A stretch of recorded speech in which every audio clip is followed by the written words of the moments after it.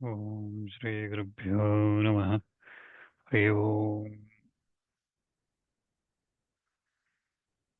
Om Vakratunda Mahakaya Suryakoti Samaprabha Nirvighnan Guru Me Deva Sarvakari Sarvada Guru Brahma Guru Vishnu Guru Devo Maheshwara Guru Sakshat Param Brahma Tasmai Shri Gurave Namaha Gurave Sarvalokanam Vijayavo Roganam Vidhe Sarvavidyanam Sri Dakshinamurte Namaha Vyasam Ashtanaptaram Shakte Potram Kalmasham Parasharatmanam Mande Sukadatam Dvonidim Narayanam Namaskritya Naranjiva Narottamam Devim Saraswatim Vyasam Tato Jayamudire Ukangkaroti Vachalam Pangam Rangete Hirmitkrapathamam Vande Paramanandamaधवम् Narayan परो व्यक्ता दंडम व्यक्त संभव मुंडस्यांतस्तु मे लोकाः तद्दीपा च मेदिनी पार्थाय प्रतिबोधितां भगवता नारायणैः स्वयं व्यासेन कृतं पुराणमुनिनां मध्ये महाभारतम् अद्वैतामृतवर्षिणीं भगवतीमष्टादशाध्यायिनीं वत्वा मनसन्दधामि भगवद्गीते भवेद्वेषिणीम् श्रुतिस्मृतिपुराणानाम् आलयं करुणालयं नमामि भगवत्पादं शङ्करं लोकशङ्करम् अवतीर्णश्च कालट्यां केदारेन्तर्हितश्च चतुष्पीठप्रतिष्ठादाय यदाच्चङ्करो गुरुः.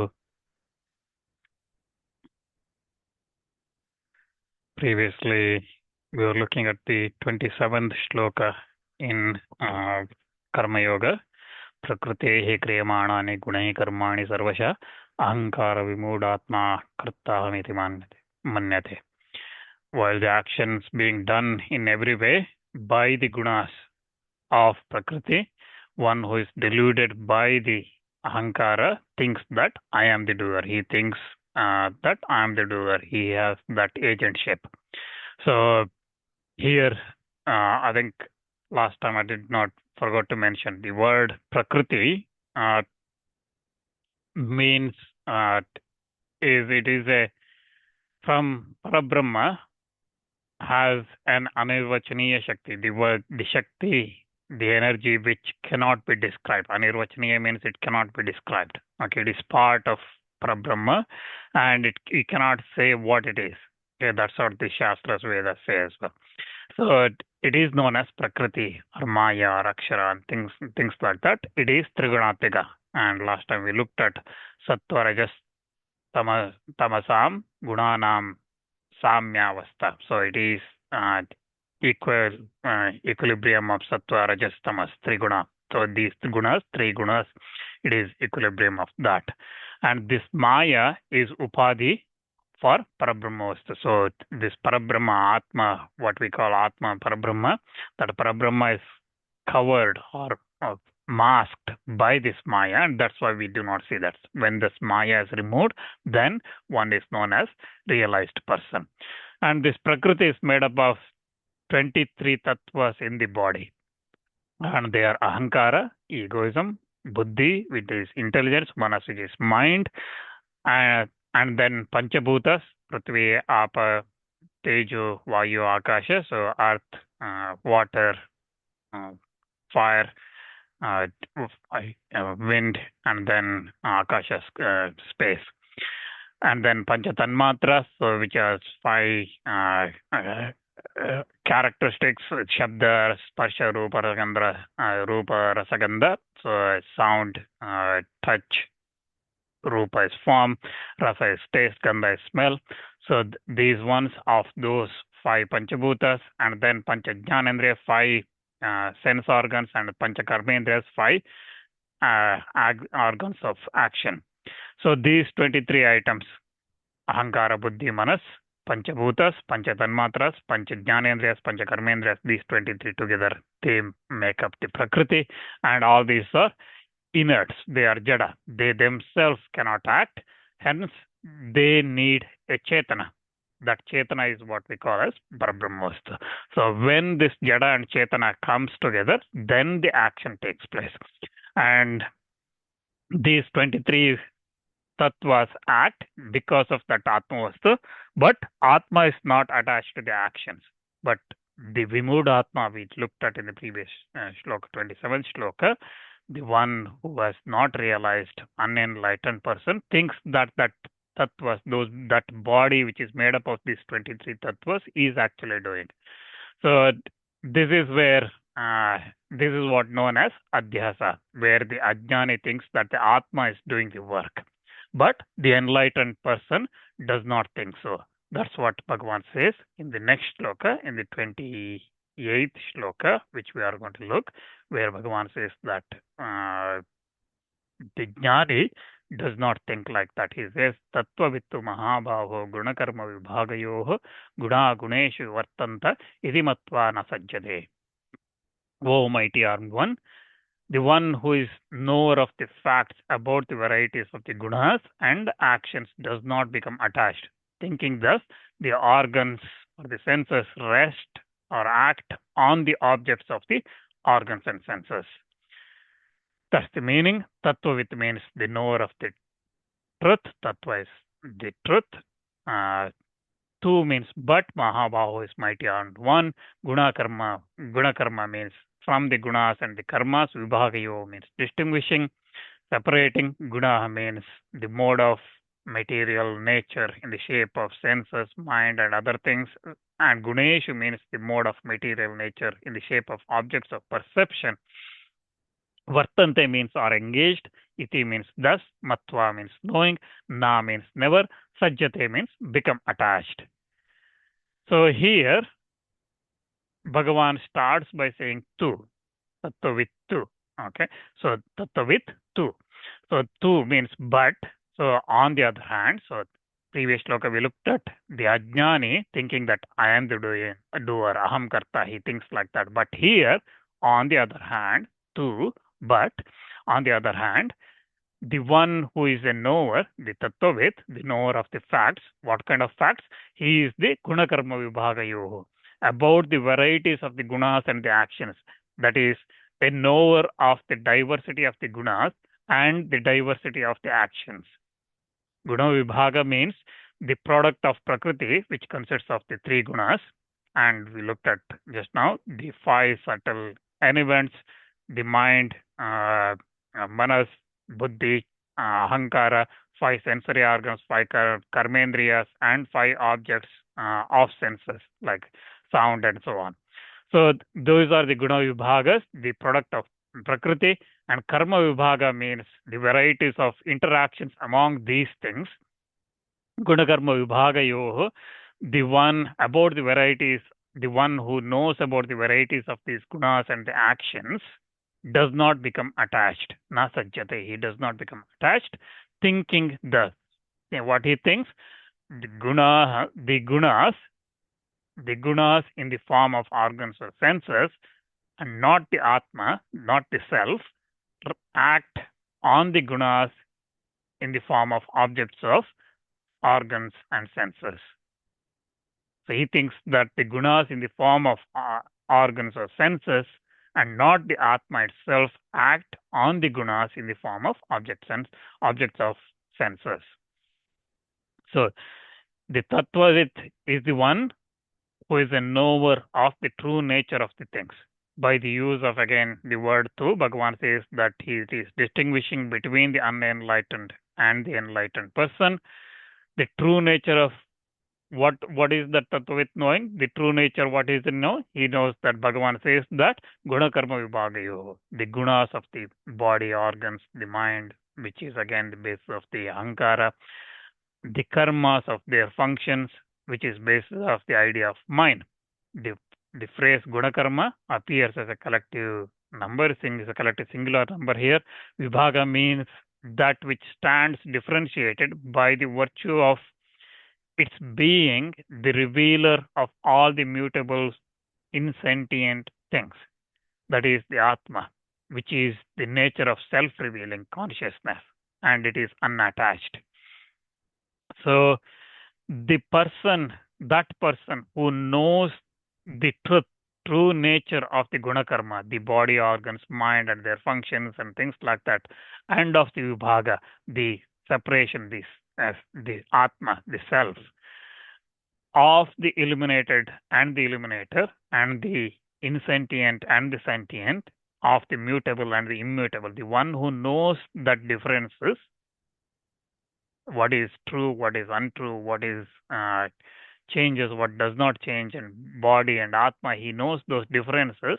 He thinks that the organs which are the nature of the instruments being mutable get engaged, vartante, they get engaged in the objects which are not, the organs get engaged, but not the Atma itself, because Atma it is immutable. And those people who have that understanding of that Gunakarma Vibhaga, they have that differentiation, they does not become attached. He does not have the attachment. He does not entertain the idea of agentship like the unenlightened person. And Sri Madhusudan Saraswati in his Bhashya says that by addressing Arjuna as Mahabaho here, the mighty armed one, Bhagavan is saying that Mahabaho means mighty armed one, means again you are having all the characters in your body, signs as in the Samudrika. So again, you probably heard about the word Hasta Samudrika, right? Looking at the Hastas, palm and reading. Okay, like that Samudrika is explains the signs of marks on the body. And Krishna is here saying that you have all that, like a great person, all those signs. You should not become non-discriminating like an ordinary person. So that's what Bhagavan says. That's why he addresses him as Mahabaho. That's how Sri Madhusudan Saraswati says. Now, Bhagavan concludes in the next shloka what was said by making the performance of the actions by the enlightened and unenlightened similar in this way. The enlightened person should not cause disturbance in the beliefs of the unenlightened persons. So if in the previous shloka, 27th shloka, we said that the unenlightened person thinks that aham karta, I am the doer. In the 28th shloka, in this shloka, we looked at the enlightened person knows the difference. Who is actually the doer, who is not doing anything. Atma is not attached to any of these things. And I am the Atma. Okay, he thinks I am Brahma. Right? So he thinks that that's why he thinks that he is not the doer. Right? So that difference is known. But the one jnani should not influence the other one, the unenlightened one. That's what it says in the next shloka, where Bhagavan says that Prakriter gunasammudaha sajjante gunakarmasu tan akrasna vidho mandan krishna vinna vichalayet.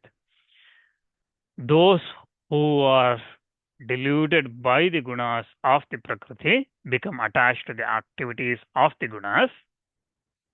The knower of the all, that means everything, the one who has realized, should not disturb those of dull intellect who do not know the all. All here is everything, that is the Atmavast, right? So that Parabrahmavast. So he should not disturb them. That's what the shloka says. Prakritehi means of the material nature. Guna means the modes of material nature. Sammudha means deluded. Sajjante means become attached. Gunakarmasu means the result of action. Tan means those. Akrasna vidha. Akrasna vidha means the persons who without knowledge. Mandan means the ignorant. Krishnavit means the person with knowledge. Na vichalayet means should not unsettle, should not disturb. Now here Bhagavan explains that those who are deluded by the gunas, gunasammudas, those who are deluded by the gunas of the Prakriti, of the nature, become attached to their activities, thinking we do these actions for the results. On the other hand, the knower of all, the one who himself a knower of the self, should not disturb those who are attached to the actions, who are of dull intellect, who are mandas. He should not disturb them. And those who are of dull intellect, he should not disturb them, who do not know all. They do not know everything. They do not know everything. And those are the ones who are all attention to the results of the actions. Those of dull intellect, they are thinking that we do the actions for the results. And the one who knows everything should not disturb, unsettle them. Unsetting of the beliefs is itself the disturbance. That's what Acharya says here. Buddhiveda karanameva chalanam tat na kuryat. This should not do so.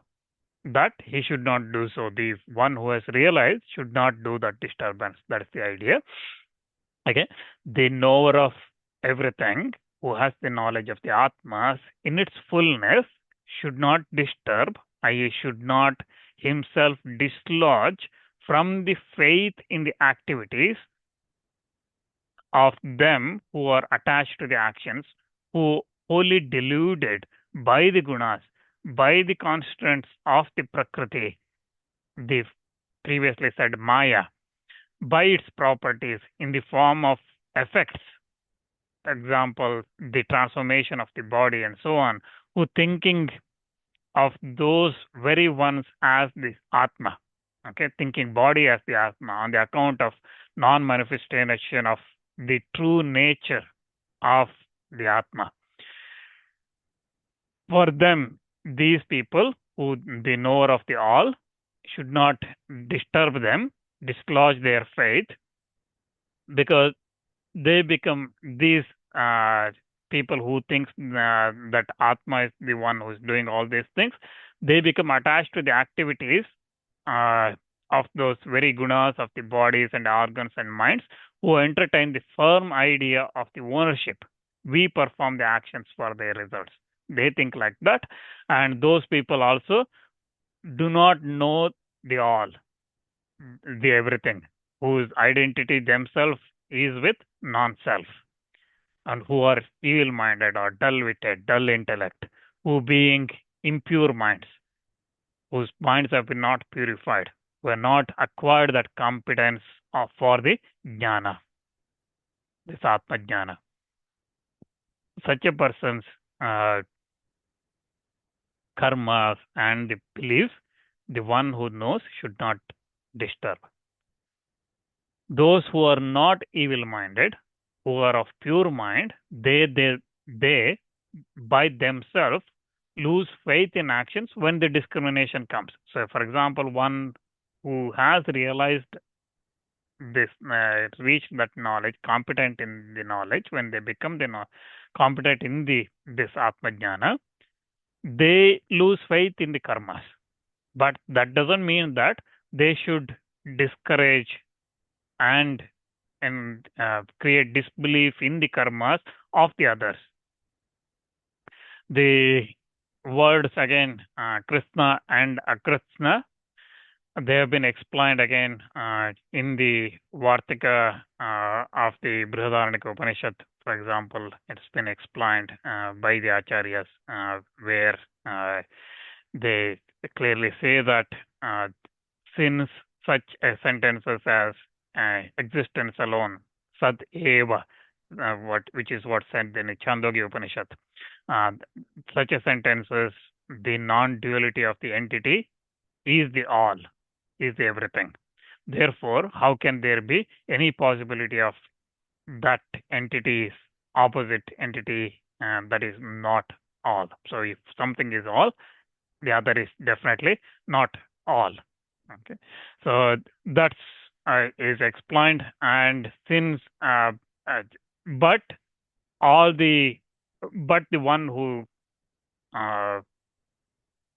knows everything, that person is that person because that everything is known, is the non-dual self is known to him. There is nothing remains for him to be known. But for the other one, he thinks that body is everything and he is the body. The Atma is doing everything, but the one who knows the Atma, he does not think like that. That's why, even though there is similarity in performance of the actions, the distinction between the enlightened and the unenlightened persons has been stated here from the point of view of deep attachment to the idea of agentship and its absence. The person of unenlightened person has that idea of agentship, but the enlightened person, there is an absence of that agentship. So that's what is stated in this shloka. So again, if you look at a little bit more on this, the word na vichalayet, right? So the word na vichalayet should not disturb here. What we need to note here is what Bhagavan is saying is the enlightened, the knower, should not disturb the unenlightened. The question is, does it mean jnani? I'm using the word jnani for the enlightened person. Jnani, does it mean that that jnani should not say anything and let the unenlightened to continue whatever they are doing in the karmas? Is that, if that question comes, the answer is that's not the meaning here. That's not what Bhagavan is saying. What Bhagavan is saying is unenlightened person is performing the karmas with the idea of agentship. Aham karta, I am the doer. Or he does the karmas with hankering for the results. He does the karmas, okay? Whether he say, for example, he does the vrata. He is qualified to do the vrata. That's his duty. He does the vrata. But he thinks that I am the doer. And from this, doing this, performing this vrata, I'm going to get these results. Okay? He thinks like that. And jnani should not disturb that. He should not disturb him, saying that the karmas you are performing will result, you will get results because of that. And to experience that result, you have to take another birth. That means your birth and death cycle continues, and all you're doing is waste of your time, and all those preaches. The jnani, the way he thinks, because the karmas, he results in birth and death, the samsara, right? Jnani should not go and preach those things to the one who is unenlightened. And he should continuously encourage him to continue in that karma, performing those things. Why? We looked at previously as well, because by continuously performing that karmas over time, the time here I'm not saying by weeks or months or years or whatever, it may be many births or it could be in the same birth, he will reach the stage where he stops hankering for those results. He will develop that absence of ownership, agentship. And that's he himself starts renouncing the karmas. That's the meaning here. That's what Bhagavan is saying. When he says, do not disturb, he's not saying that let them do whatever they want. It's not that. He's saying that when they are performing the karmas with the view of agentship, do not disturb them. Let them continue to do that. Okay. What Bhagavan is not saying is here, when he says do not disturb, what he is not saying is do not disturb the one who is performing the karmas, who is not performing the karmas, or performing the nishiddha karmas, prohibited karmas. So if someone, for example, does Gayatri, I'm just giving an example, okay, who is not initiated in Gayatri Japa, who is not qualified to do Gayatri Japa, okay, and does the Gayatri Japa, or does a Vishnu Sahasranam Parayana, or Lalita Sahasranam Parayana, Chandi Saptashati Parayana, or other things, okay, or they start teaching Bhagavad Gita, okay, when they are not qualified to do those things, that is not their karma, okay. Then when people are performing such nishiddha karmas, prohibited karmas, others people's karmas they are performing, okay, then jnani has a responsibility to guide those unenlightened persons to the correct path, correct karmas. Just like Krishna, for example, is guiding Arjuna, we see this in this Gita Śāstra. Again, just like Krishna thinks Arjuna should receive such instructions, a jnani will also think whether to stop someone from going astray or not. and the receiver of the jnana as well, the one who is seeking certain instruction, also should act like a behave like a disciple. Like for example, here what Arjuna did, we looked at in the second chapter where he says, Shishyasteham, I am your disciple. Right? So like that, one should surrender to that guru and ask for that, request that, attain, secure that knowledge and get that instructions. So when Bhagavan says do not disturb, Jnani should not disturb the one who is performing the prescribed karmas. He is performing the prescribed karmas. What is he should be performing? If he is performing that, he should not disturb him.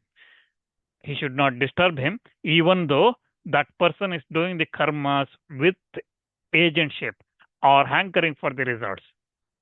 He's thinking, I'm doing it for these results. I'm doing this karma for these results. If he thinks that, as long as the karma is performing, he's qualified to perform. That is his, as per his varnashrama. Do not disturb him. But on the other hand, jnani can disturb, or anyone who is wise can tell the others, the unenlightened person who is not performing the karmas or performing the nishiddha karmas. Just like Krishna is guiding Arjuna, we see in this. Okay, so the disturbance is very clear.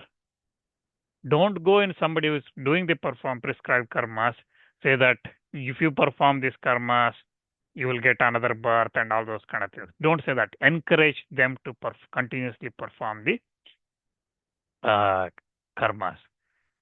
This is what we see these days as well. When we go to Shankaracharyas, for example, and say we are doing this, we are doing that, they all say, do, all this will be good, continue to do, and they encourage us to perform the karmas. They say continuously say perform Sandhya Vandana, they say continuously perform vratas, they continuously say morning every day, just with at least Purusha Sukta, do the puja. Again, they are prescribing these things to those who are qualified to do. Okay. So now, by stating that even an unenlightened person who hankers after the moksha has a distinction in the form of dedication to the Ishvara and absence of desire for the results from the one who is not aspirant for the moksha, Bhagavan emphasizes that Arjuna is fit for actions, he is fit for the karmas since he is unenlightened. Now, Bhagavan goes on to explain in the next shloka. He explains that how an aspirant for moksha should do his actions, should perform his karmas, how he should perform. So the question might come here saying again, in what manner should the duties be undertaken by the seeker of moksha who is not enlightened? The unenlightened person who is qualified for the karmas, rights and duties, in what manner he should undertake the karmas. That's what Bhagavan explains in the next shloka, in the 30th shloka, where Bhagavan says, Mai sarvani karmani sanyasyadhyatma chetasa nirashir nirmamo bhutva yuddhyasya vigadajvaraha.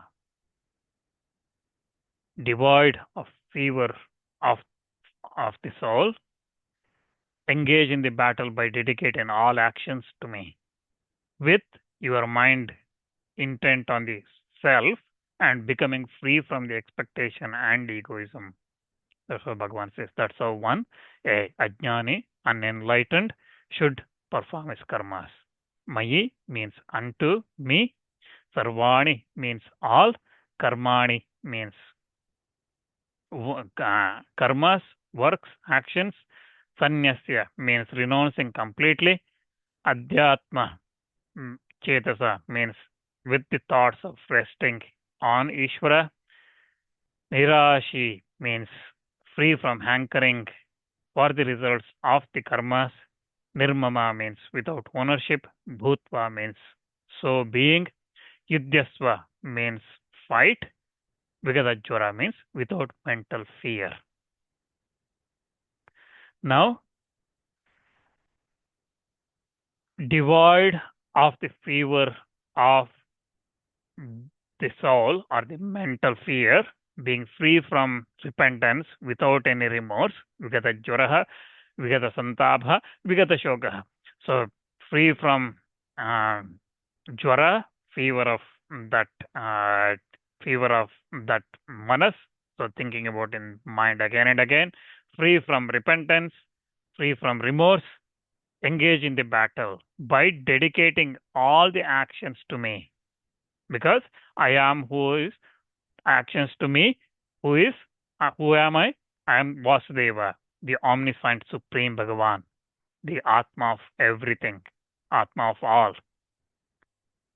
Dedicated all that to me, dedicated all that to Vasudeva, dedicated all that to Supreme Bhagavan, with your mind intent on the Atma, with discriminating wisdom, with the idea that Aham Karta Ishwaraya Bhrityavat Karomi.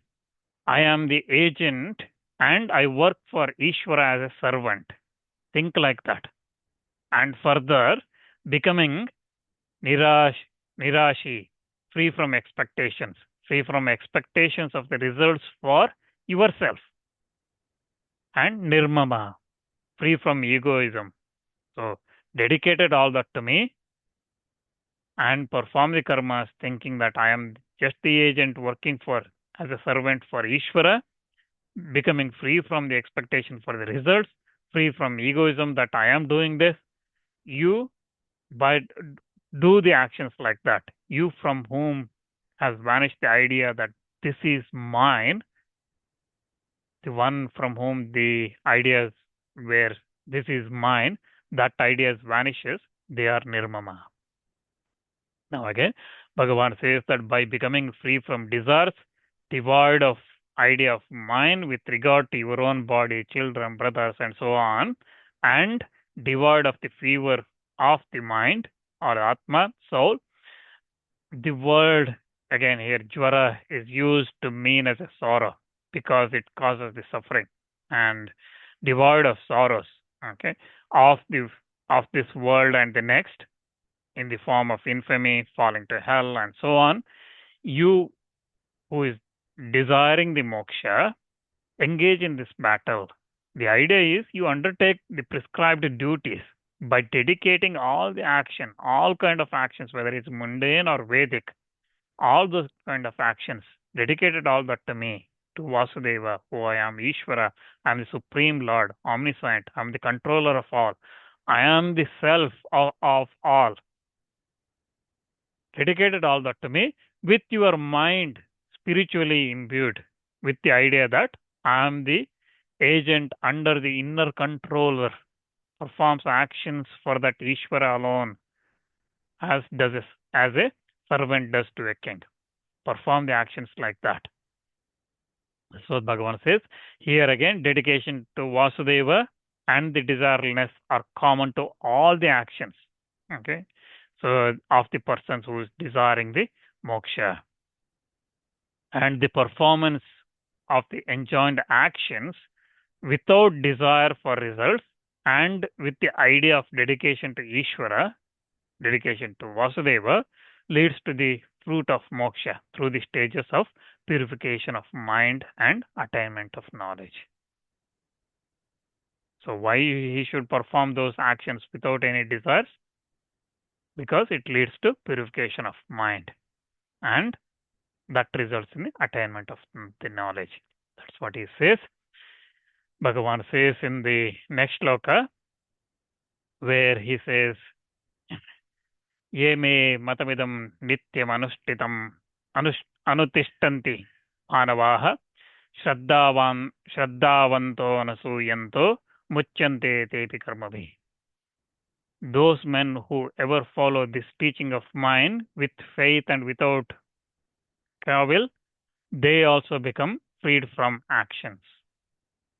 Ye means who, me means my, matam means teaching, idam means these, nityam means constantly or permanent, anutishtanti means abide by, manavaha means human beings, shraddhavantaha means with profound faith, anasuyantaha means free from envy. Muchyante means become free. Te means those. Api means also. Karmabhi means from the bondage of karmas. Now, here Bhagavan explains that those men who nityam, always, ever, follow accordingly my teachings, this teaching of mine, that is, that the duty must be performed and it should be dedicated to Vasudeva, which has been stated with valid reasonings. They perform that with faith, Shraddhavanta, with faith and without any kavil, without any detracing me, Vasudeva, Supreme Guru, Paramaguru. That's what Acharya says here in this Bhashya, Paramaguru. So I am the Paramaguru, and without anything saying anything negative or challenging, finding faults in me, perform those men who perform their duties, they also, who are such, become freed from the actions called dharma and adharma. They are freed from all the actions. So those men whoever they may be, those men, again, ye manava here means those men, whoever it may be. Okay, those men who are mentioned because it just mentions the men here because the men is mentioned because they are eligible for actions. Okay, so it's not mentioning all the creatures, here it's mentioning the human beings. So those who are eligible for the actions, who follow this teaching of mine, idam matam me, means the teaching of mine consisting of performance of the enjoined actions without desire for results. When they should perform, nityam, they should perform always. And also nityam means, nityam could be attached to the previous as well. This teaching of mine is nityam. Okay, nityam means it is taught, which has been taught by the eternal. Okay, I am the nitya. Okay, it is taught by, nityam is also refers to the Vedas, which is beginless and which is endless, right? So it is taught, this teaching of mine, that means these teachings of the Vedas, okay, which has come down traditionally, or which is also essential. And also you can say nityam here means follow these teachings of mine. Nityam means always follow this. Forever you follow this. Okay, you always follow this. Or the other meaning is, this teaching of mine itself is nityam. Okay, so both ways this nityam could be used here in this shloka. So follow those things always with faith. Again, Shraddha here means the belief. That means belief that this is indeed so. When you hear that, you believe in that with regard to what has been taught by the Shastras and the Gurus, even though it may not have been realized. Okay, we may not realize that yet, but believe that this is what it is because it's been told in the Shastras and by the Gurus. Follow that with Shraddha. And Anasuyanta means without kavil. Again, Asuya means finding fault in what is good. And it takes in the form of, this one is uncompassionate. He impels me to sorrowful actions and so on. Asuya.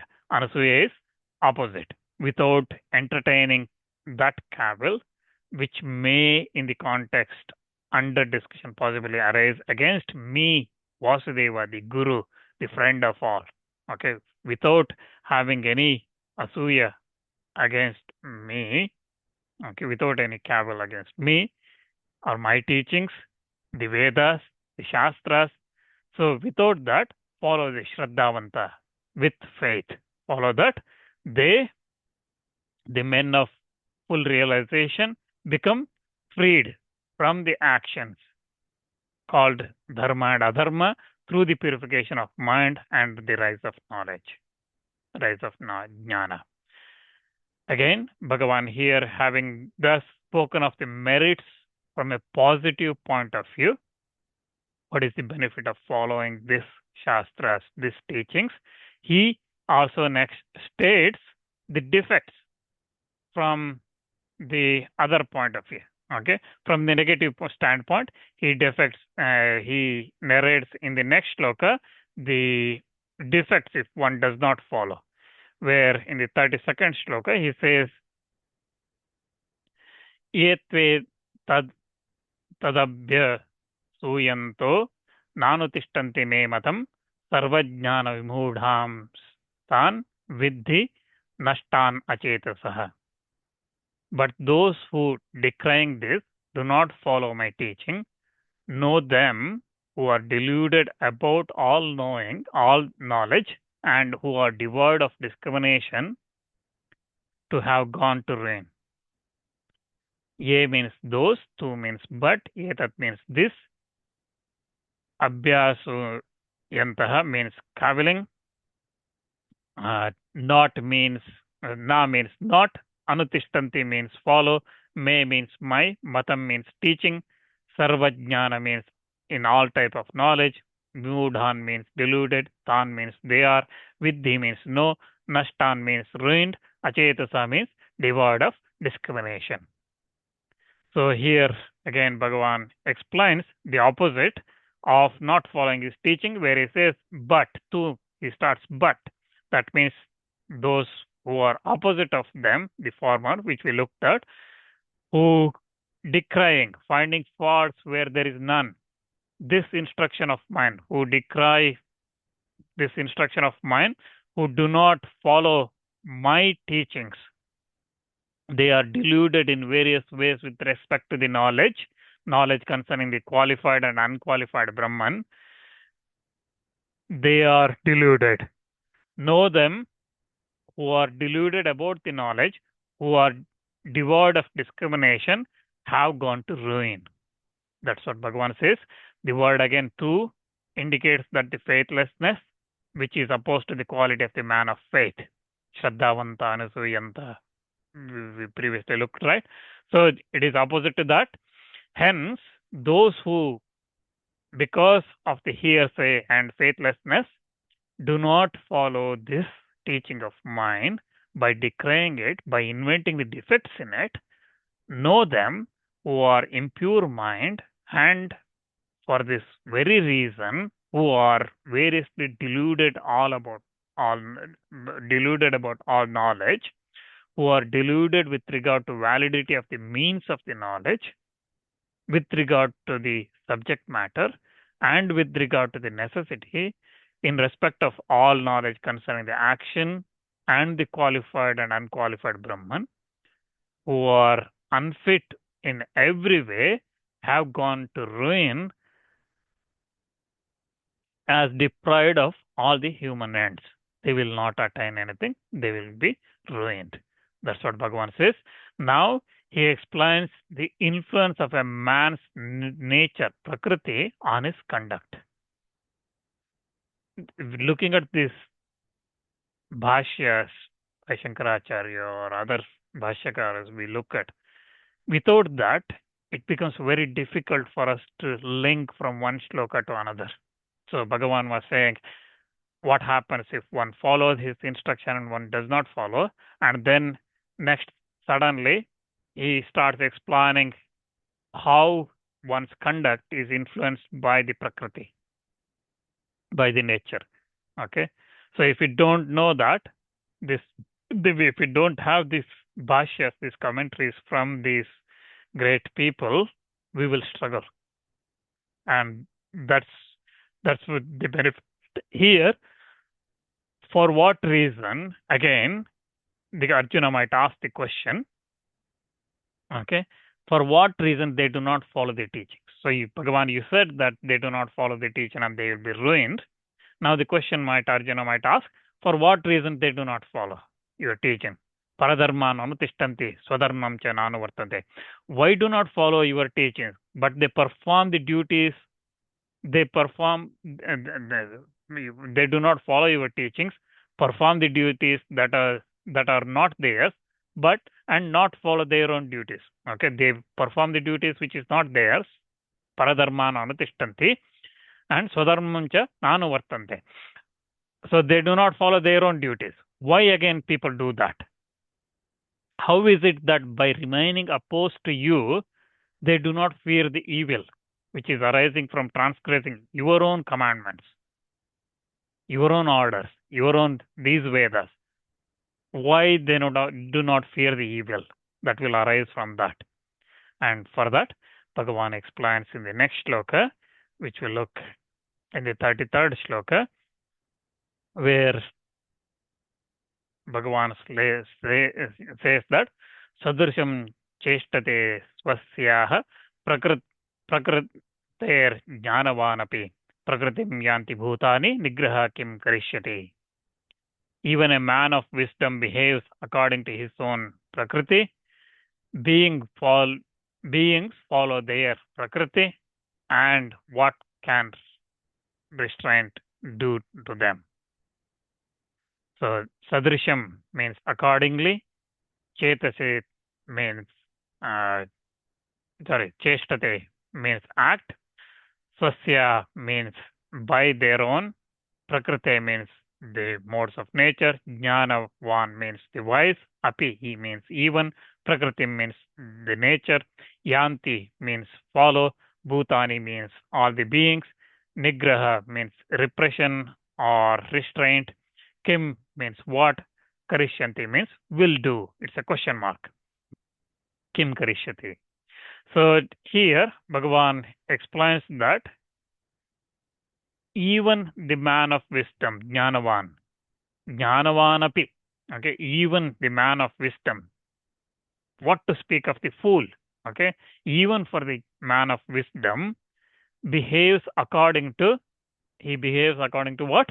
His own prakriti, the nature. Prakriti nama purvakrita dharmadi samskara vartamana janmado abhivyaktaha sa prakriti. That's how Acharya explains here. He explains what is prakriti. He explains that the nature or the prakriti means the samskara, the self-reproductive impression of dharma and adharma, vice and virtue and vice, etc. Again, etc. is added. Okay, dharma, adi.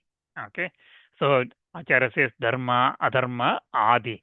Adi means etc. is added. What are those etc.? Like, for example, jnana, desires, and so on. Okay, so if you acquired some jnana in the previous life, that continues. Again, jnana is not laukika jnana. Okay, how to build a house or these kind of things, jnana, but the adhyatmika jnana. Okay, if you have attained some adhyatmika jnana, you have studied Bhagavad Gita in the previous life, it will continue in this life. Okay, we looked at in the Sankhya Yoga itself, the whatever we learned, progress we make in adhyatmika world, that will not end with the end of this destruction of this body. It continues in the next birth. From there it continues. Okay, so the samskara, what is prakriti here means samskara. Okay, prakriti nama samskara. What that samskara is? Purvakrita dharma, adharma adi. Okay, those, so previously whatever that impressions of dharma, adharma, jnana, desires, and so on, what is accumulated, acquired in the past lives, vartamana janmado abhivyaktaha, and which become manifested at the commencement of this present life. That's what prakriti is. It is the samskara that carried from the previous lives, past lives.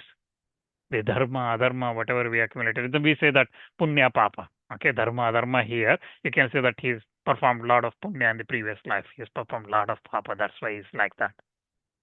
Okay, or he must have done a lot of punya, and that's the knowledge carried now in his life. Right? All those things that carried, that's the samskara. That's what prakriti here we're talking about. And that prakriti again, Sri Vasun Saraswati as well says that prakritir nama prag janmakrita dharma jnane chadi samskaro vartamana janmanya abhivyaktaha sarvato balavantah vidya karmane samanvarabhete purva prajna cha. So Vasun Saraswati also gives exactly similar meaning and almost same meaning, where he says that the Prakriti here means the all-powerful impressions of the righteousness, dharma, adharma, knowledge, will, and so on, that are acquired in the past lives and manifested in the present life, which fact proved by the Shruti. And for example, Brihadaranyaka Upanishad says that tam vidya karmane samanvara bhete purva prajnacha. It is followed by knowledge, work, and past experience. That's what Brihadaranyaka Upanishad says. So that's what here is said. All the creatures, even a man of wisdom, even the knower of the Brahman, or the one who knows the difference between good and bad, what to speak of a fool?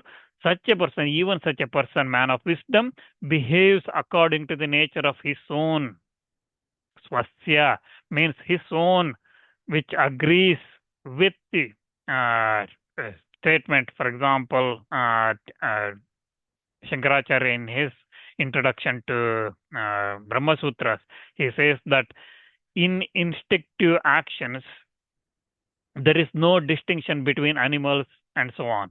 That's what Shankaracharya says. So this Prakriti is the one that drives that. Therefore, all the beings, all the creatures follow their nature, their Prakriti, even though it is the cause of being deflected from the human goals. So, even though this Prakriti is cause of deflecting us from the human goals, it is the one that drives us. All the creatures behave according to the Prakriti only. Therefore, beings follow their Prakriti, their nature, their samskara. So, what can restraint do? Kim karishyati nigraha. Nigraham kim karishyati. What restraint can do? Be it me or anybody else. That's what Bhagavan says. So, in respect of that, what restraint will do? Be it mine or of a king or a Veda or whatever. This is to say that because of the intensity of the attachment, that restraint is incapable of preventing one from evil. And those who, owing to predominance of bad impressions, bad samskaras, engage in evil, even though are aware that it is the door to gates of hell, they are not afraid of guilt of transgressing my direction. That's what Bhagavan says. This is the idea here. So now Bhagavan says that scope for man's personal exertion. So the objection might come that, looking at this shloka, objection might come that if all the beings behave only according to their own prakriti, their samskara that inherited from previous many births, if I'm acting like this, it's because of my prakriti, because of what I inherited. It's not me doing, it's from what I did previously. If that's what you're saying, and there is none without this prakriti, everybody is born with the prakriti, everybody has got this inheritance from previous births, previous lives, then there arises a contingency of the Shastras becoming purposeless, right? So the Shastras become purposeless owing to the absence of any scope for personal effort. So if I'm putting personal effort, that's useless because the Prakriti is the one influencing all this. That's what one might object, right? After listening to this shloka and what Bhagavan said here, that everybody is influenced by their samskara. What nigraha you can, what restraint you can do to them, whether it is me or the Shastras or the king or whatever, what nigraha one can do, you cannot control because it's all, even for the jnani, Prakriti does. Now the question is, if that is the case, what is the scope for personal effort? If I am doing some exertion, personal exertion, I'm trying to achieve something. What is the use of scriptures which says that do this, do that, whatever, right? Follow this, act like this. What is the use of those scriptures if everything happens because of my samskara, previous samskara? That's what Bhagavan explains in the next shloka. Again, as I said, without the Bhashyas, the commentaries given by these great people, we will struggle to understand the link between the previous shloka and the next shloka. So here Bhagavan explains that Indriyasendriyasyaarte ragadvesho vyavastito tayorna vashamagachet tau hesya paripantino. Attractions and repulsions are ordained with regard to the objects of all the organs, or objects of all the organs. One should not come under the sway of these two because they are his adversaries. Indriyasya means of the senses, Indriyasya arte means in the sense objects, Raga means attachment, Dvesha means aversion, Vyavastito means situated, Tayo means of them, Na means never, Vasham means be controlled, Agachet means should become, Tau means those, He means certainly, Asya means for him, Paripantino means the foes or the enemies. Now, here, the attractions and repulsions, Raga Dvesha, in the following manner. The manner is attraction towards desirable things and repulsion towards undesirable things. These attractions and repulsions are ordained for sure to occur with regard to the objects of sound and so on. Okay? Shabda, Sparsha, Rupa, Rasagandha. So, with regard to those, it's sure to occur for all the organs with regard to each other. Again, the repetition of indriyasya of the organs, it is implied that with regard to the objects of the organs, with regard to sound, touch, form, taste, smell, in the case of sense organs, and similarly with regard to the objects of the organs of actions, karmendriyas, with regard to speaking and walking and things like that, it is implied that with regard to these objects are present a settled rule. There is a present settled rule or a present in accordance with the condition of the favorableness and unfavorableness, attraction and repulsions. Attraction with regard to an object that even though forbidden by the scriptures is unfavorable. So even though it is forbidden by the scriptures, it is attraction and is unfavorable. Thus, it is ordained with regard to every organ. However, those two, that is the attractions and repulsions, occur everywhere, but not irregularly. And again, as regards to this scope of self-effort and the scriptures, is that one should not come under this way. Vasham na agachet. Tayoho. Tayo means those two. Of those two, one should not come under the sway of those two. How?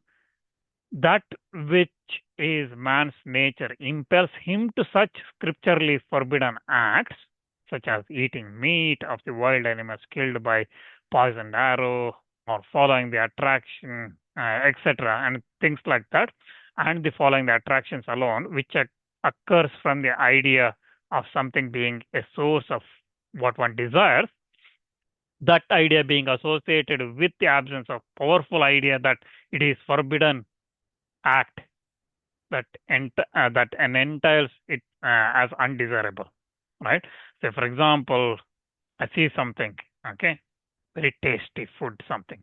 It is prepared in unclean, okay, person or in an unclean environment or whatever. Let's call it unclean, okay, however it is.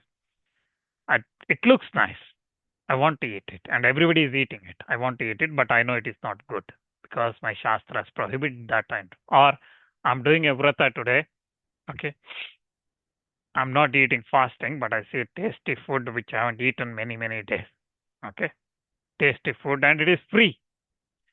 What do I do today? So now the indriyas, the senses, everything saying, go and eat, right? The indriyas are saying, go and eat. My taste buds are saying, right? This is what the indriyas say. So there is two things. One is my organs are saying something, and then there is the objects, sound, touch, form, taste, smell, and things like that attracts these objects. Okay, so there is that attachment, attraction to those things. But there is also repulsion because my scriptures, my Shastra says that you are doing vrata today. You should not eat. And as you are doing vratas regularly, you should not eat this kind of food. There is that scripture which is prohibiting you. Dvesha. Okay, repulsion that's coming. There is attraction, there is repulsion. It could be other way as well. Okay. In a person of good samskara, the attraction to the scriptures will be more, repulsion will be less. Repulsion to the other things will be there. But for us, attraction to the worldly objects is more, repulsion should develop from the Shastras, listening to the Shastra. Right? So it depends on which one forces, which one overtakes. Similarly, if one's prakriti turns one away from even such as scripturally enjoined practices as Sandhya Vandana and things like that, following repulsion alone, which occurs from the idea of having something being the source of undesirable, that idea being associated with the absence of powerful idea that it enjoined act entails what is desirable. So when a person is made to understand by the scripture, by the Shastras, that what is prohibited leads to great evil, then the simple, tangible idea that something is productive of desirable cannot produce the attraction with regard to that thing. So if I'm seeing that tasty food, but if my understanding of the Shastras is very good, right? By that understanding of the Shastras, even that attractive thing, I would have loved to have those things. Okay, people say that I used to eat meat. Now I stopped because I'm chanting Vishnu Sahasranama every day. That's why I've stopped eating. I become vegan, right? Why? Because that repulsion develops, because some Shastras, you understand something saying that this is prohibited. That's what comes, right? We see this in day-to-day everything, this vegan trend, for example. Okay, you take that. There is a repulsion to something. Why it is? Because of your attraction to something else. Okay, you are attracted to not killing, ahimsa. So same thing here as well. The attraction and repulsion, they come together. If one overpowers the other, it depends on what overpowering which one. Similarly, when one is made to understand by the scripture that what is enjoined leads to good, desirable things, on account of supporting that idea, a simple knowledge that something is productive of undesirable result cannot give him rise to repulsion with regard to the other thing. So, thus, the Shastras, when obstructed by other factors, lead a person to what is enjoined and prevent him from doing what is prohibited. So, when, as a consequence of preponderance of discriminating knowledge arising from scriptures, the natural attractions and repulsions of one get destroyed, following the eradication of their causes. The prakriti of a person who is endued with scriptural wisdom cannot lead him to the wrong path. Hence, there arises no contingency of Shastras and a person's self-effort becoming useless. Right? So, one should not come under the sway of those two, the attractions and repulsions. One should not act or withdraw under the influence, but one should eschew them by destroying their causes through the Shastra knowledge, scriptural knowledge, Shastra jnana, and that is opposed to them. Okay, you should not attract it or repulse. You should not attach or hate something, but you should give up on those things through the scriptural knowledge, which says that don't do this. And because those two attractions and repulsions, which are caused by the natural defects, are his, that means of this one, the person who is seeker of the moksha, the enemies or the creators of the obstacles on the path of moksha, like the robber and the traveler. Okay, these natural defects are the robbers. They take away, they create the obstacles in this path to moksha. And that fact has been explained again by Shankaracharya, for example, in his Brihadaranyaka Upanishad. He explains beautifully where Brihadaranyaka Upanishad mantra goes like Dvayaha Prajapatyaha Devaschasuraschа Tada Kani Yasa Eva Devaha Jayasa Asuraha Tayeshu Lokeshwaspardartantaha. So the meaning of that mantra is there were two classes of Prajapati's sons, the Devatas and the Asuras. Naturally, the Devatas were fewer and the Asuras were more in number. They weighed at each other. That's the meaning of the mantra. Now, Sri Shankaracharya in his Brihadaranyaka Upanishad Bhashya beautifully explains this. There are two classes, okay? Doya. The two here means the two classes, those who are they are the Devatas and Asuras. The organs that have speech and other things of the Prajapati himself. Okay, Prajapati is Brahma. So, how can they be Devatas and Asuras? They become the Devatas when they shine under the influence of thoughts and actions as taught by the Shastras. While those very organs become Asuras when they are influenced by the natural thoughts and actions based only on perception and inference and directed simply to visible secular ends. They are Asuras because they delight only in their own lives, or because they are other than the Suras. Okay, Suras are the ones, as we looked at, they are under the influence of the thoughts and actions taught by the scriptures. And they are influenced by, and again, while those organs become Asuras, when they are influenced by the natural thoughts and actions, but these Suras, these organs, influence of Shastras taught in the actions and thoughts and that's coming from the scriptures, they guide us in the right directions. So the Suras, Devatas and Asuras, everything is in us. That's what this Shloka says. So Acharya again explains more on this mantra here. He explains that and because the Asuras are influenced by the thoughts and actions directed to visible ends, therefore, Tata, the mantra says, Tata Kani Yasa Eva Devaha Jayasa Asuraha. The gods are fewer, the Asuras are more in number. Okay, because the Asuras are influenced by the thoughts and actions directed by the visible ends, what we see in the world.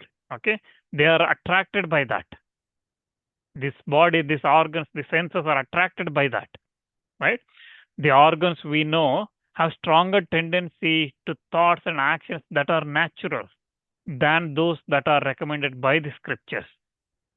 The former is serve visible ends, right? I eat something, I taste it. I listen to music, I enjoy it. It has a visible end. Where the Shastra says it's very difficult to imagine, right? Even forget about visible experiencing it, it's very difficult, right? That's why Devatas are fewer. That means the tendency that is cultivated by the scriptures are rare. It is attainable with great effort. Devatas are fewer. The tendencies, here again, Devatas is good tendencies, Asuras is bad tendencies, okay, against the scriptures. So, Devatas fewer because such a cultivated tendency cultivated by the Shastras is rare in us. It is attainable with great effort. That's what Acharya says in Brihadaranyaka Bhashya. And the Devatas and the Asuras living in that Prajapati's body, they vied with each other. The mastery of these words, again, which are attainable through the thoughts and actions prompted by one's nature, natural inclination, as well as the cultivated by the scriptures. So the rivalry of devatas and asuras here means the emergence and subsidence of their respective tendencies. Sometimes the organs manifest the impression of thoughts and actions cultivated by the scriptures. When this happens, the impressions manifested by those very organs of the thoughts and actions based on the perception and inference and producing visible results only, those tendencies, characteristics of the asuras subside. This is the victory of the devatas and defeat of the asuras. So think again, when the organs, the same body, same hand, same things. Okay, if my legs are walking to a tirtha yatra, that is good. If it is walking to a bar, it is wrong. Right? That's what it is. It is the same organ. How we use it, whether as per if it goes as per the thoughts and actions cultivated by the scriptures, it's a victory of the devatas and defeat of the asuras. If I go take this, if this leg takes this body to tirtha yatra, that's the victory of the devatas. Devata here is in me, the tendency, good tendency. And sometimes the reverse happens. The characteristic tendencies of the devatas are overpowered, and those asuras emerge. I'm going to tirtha yatra, leg is taking, okay, my tongue and eyes look at a good restaurant selling some pani puri outside, right? Asuras emerge. And that victory of the asuras is the defeat of devatas. Accordingly, when devatas win, there is a preponderance of merit, and the result is elevation up to the status of Prajapati himself. And when the asuras triumph, demerit prevails, and the result is degradation down to the level of stationary objects. Okay, while if there be a draw, if devatas and asuras battle and there is a draw, it leads to human birth. That's what Shankaracharya says in that Brihadaranyaka Upanishad Bhashya. So if devatas win, one can elevate to the next level in the subsequent births, or even in the same birth to some extent, right? One can elevate. If asuras continues to win, drop, degradation, and it becomes a worm or a stationary object. It becomes a tree, born as a tree or a plant or something like that. If there is balance between the asuras and devasas within us, the tendencies, the object senses that they are working, if there is balance, we will get another human birth. How beautifully explained. So when we look at Shastras, this is what we need to look. By ascertaining the asuri, demonical, the conduct that is opposed to the scriptures and arises from the natural attractions and repulsions, and as divine, the daivi conduct, the conduct that is according to the scriptures comes, right? So that's what we look at these two things, and again in detail it comes in the dedicated adhyaya chapter in this Bhagavad Gita where we Daivasura Sampad Vibhaga Yoga. We look at that. That's what we know. So that's what this shloka here says. And as to that, the scope of the personal effort and scriptural purpose are being stated as follows. The one who is engaged in the subject matter of the scriptures should, in the very beginning, not come under the influence of love and hatred. That's what Shankaracharya says in explaining this shloka in Bhagavad Gita. Śāstrārthe pravrittah purvamevi ragadveshayor vasham nagachet. He should not come under the influence of there is ragadvesha. One who is engaged in the subject matter of scriptures should not come under the very beginning of come under this influence. Because yahi purushasya prakriti sa ragadvesha saraiva swakarye purusham pravartayati tada swadharma parityagah paradharmanushtanam cha bhavati. So, because that which is the nature of the person impels him to his actions, certainly under the influence of love and hatred. The Prakriti is the one that certainly it influences, and then follows the rejection of one's own duty and undertaking of somebody else's duty. That's what happens. Yada, on the other hand, punarragadvesho tatprati pakshena niyamayati tada Śāstra drishtireva purushasa bhavati na prakritivashaha. Tasmat tayoh ragadveshayoh vasham na agachet. Yatha tau hi asya purushasya paripantino shreyo margasya vignakartaro taskaro iva patityartha. So, on the other hand, if one does not come under the influence of the Prakriti, that which results in the rejection of one's own duty and taking someone else's duty in the sense dharma, okay, one what assigned prescribed karmas one should perform. If one, on the other hand, if one does not come under the influence of that Prakriti, when a person controls that ragadvesha, love and hatred, with the help of the opposites, that means, what are the opposites? The ignorance, which is the cause of the love and hatred, as discrimination as its opposite. Okay, if one has ignorance, that's the result of that results in love and hatred. Discrimination results in that love and hatred will not come. And then, in the other words, viveka jnana, or the right knowledge, is the enemy, because it destroys that mithya jnana, illusory knowledge, the source of affection and aversion. So, when a person controls that ragadvesha with the help of the opposites, then he becomes mindful only of the scriptural teachings. So, Acharya here says that then only Śāstra drishtireva, so only of the scriptural teachings, he ceases to be led by the nature. He ceases to be led by the Prakriti.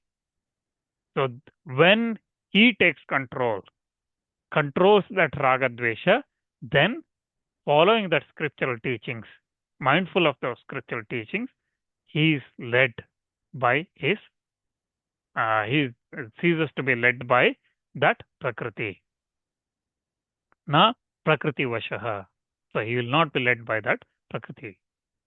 So that's the explanation. Therefore, na agachet, one should not come vasham, under the sway of these two, the love and hatred, because they are his, that is, this person's adversaries, who, like robbers, they put obstacles on his way to moksha. That is the meaning. Now, this shloka is beautiful shloka, right? So if we looked at, I just want to say that we looked at the devas and asuras battle in the body, right?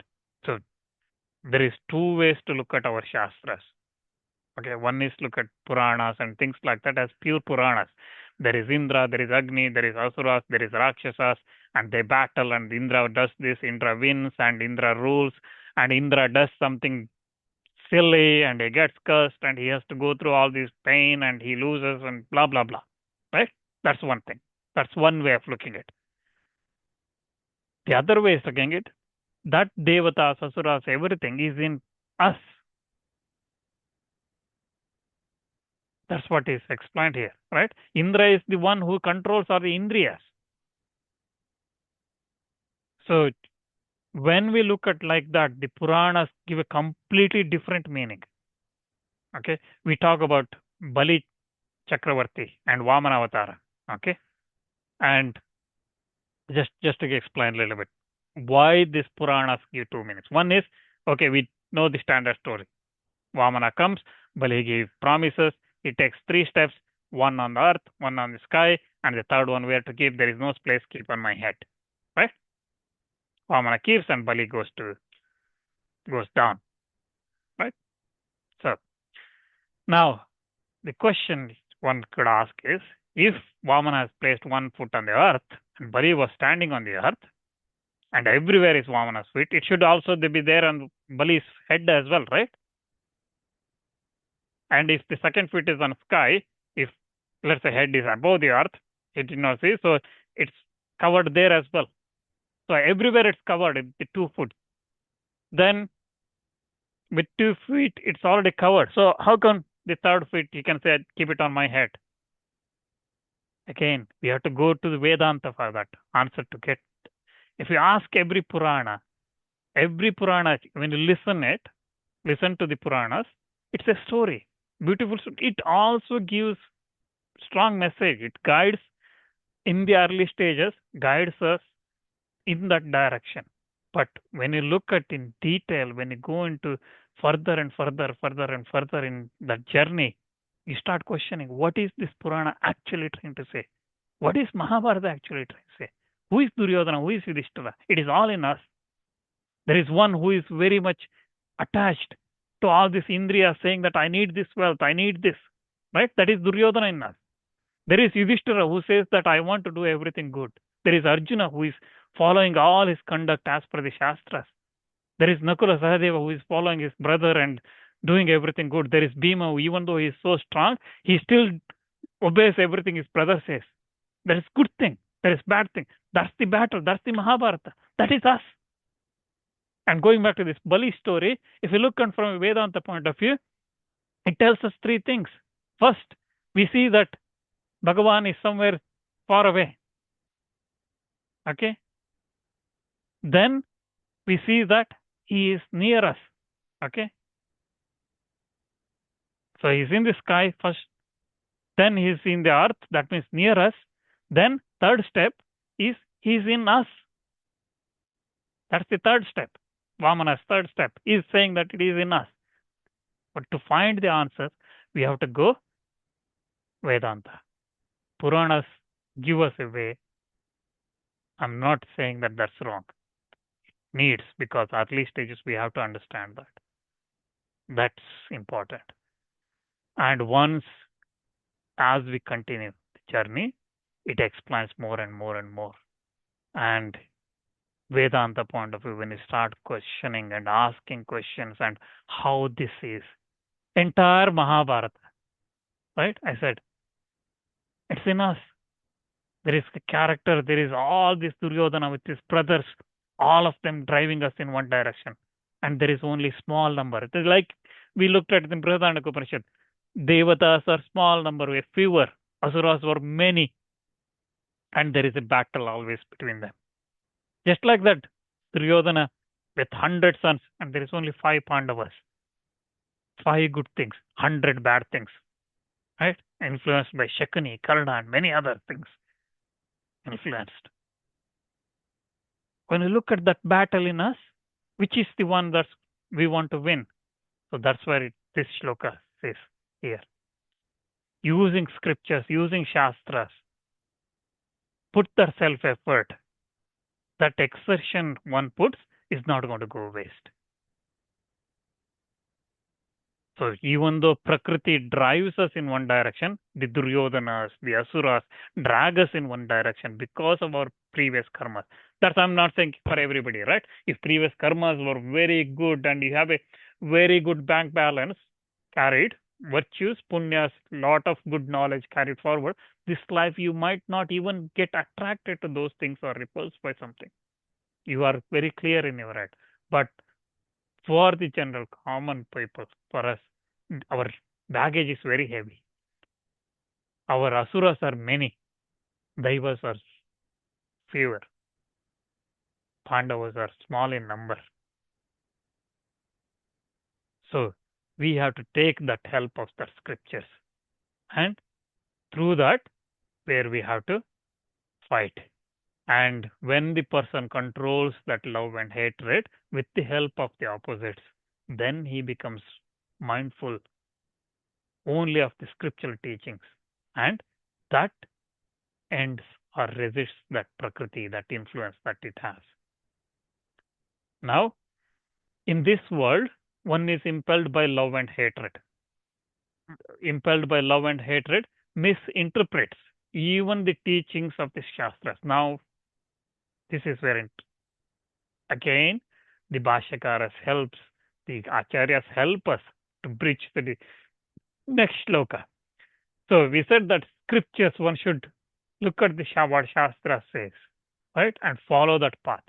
Now, even in this world, one impelled by love and hatred misinterprets the Shastra, teaching of the Shastra, and thinks that someone else's duty to that also I have to undertake, because that is a duty, right? I'm not qualified to do pujas, chant Vedic mantras, but today there is nobody. What do? I have to do it. Let me open phone and find Purusha Sukta and chant Purusha Sukta. That's all we need to do to complete the puja. That's all I have to do. It's Shivratri. There is no priest. Nobody. I will do the Rudra. Right? We misinterpret. And we think that someone else's duty has to be undertaken just because it is a duty. So performing Rudra, chanting Rudra and Shivratri is good thing. That's what Shastras say. Right? So it's a duty to chant Rudra on Shivratri day. Let's do it. And Bhagavan says in the next shloka, that is wrong. Okay? He says that in the next shloka, that is wrong. So we look at that shloka. It says that Shreyan Swadharmo Vigunah Paradharmat Swanushtitat Swadharme Nidhanam Shreya Paradharmo Bhayavaha. So one's own duty, though defective, is superior to another's duty, well performed. Death is better while engaged in one's own duty. Another's duty is fraught with fear. We will look at Shreyan, this shloka. We'll look at the details next time when we gather. Took a little bit longer today, but good number of shlokas covered. We'll continue next time with this shloka. Thank you.